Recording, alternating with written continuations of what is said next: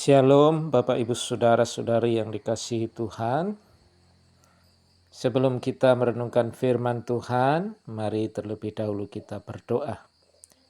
Bapa kami yang di surga, Bapa yang baik, kami sungguh bersyukur Engkau selalu menyertai, memberkati, menolong kami, sehingga kami boleh ada sebagaimana kami ada saat ini. Bapa, kami hendak merenungkan firman-Mu. Kiranya Engkau menolong kami supaya kami dapat mengerti dan memampukan kami untuk kami dapat melakukan firman-Mu. Di dalam nama Yesus Kristus Tuhan Juru Selamat kami berdoa. Amin.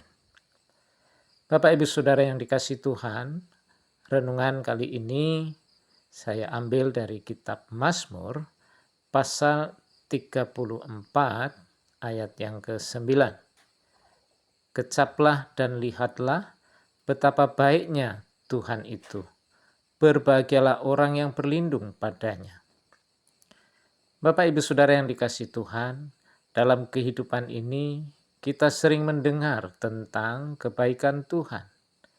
Tetapi apakah kita benar-benar merasakannya? Pemazmur dalam ayat ini mengajak kita untuk mengecap atau mencicipi kebaikan Tuhan. Bukan hanya sekedar mendengar, tetapi tidak mengalami. Pemazmur mau supaya kita mengalami, merasakan kebaikan Tuhan.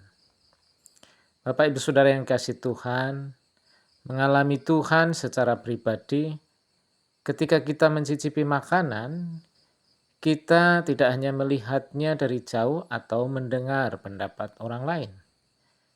Kita sendiri yang mencobanya dan merasakan, menikmati kelezatannya. Demikian juga dengan kebaikan Tuhan. Kita dipanggil untuk mengalaminya dalam kehidupan sehari-hari. Ayat ini juga berbicara tentang perlindungan Tuhan. Ayat ini menyatakan bahwa berbahagialah orang yang berlindung pada Tuhan. Perlindungan Tuhan bukan berarti kita tidak akan menghadapi kesulitan. Tetapi itu berarti bahwa di tengah badai kehidupan ada tempat aman bagi kita.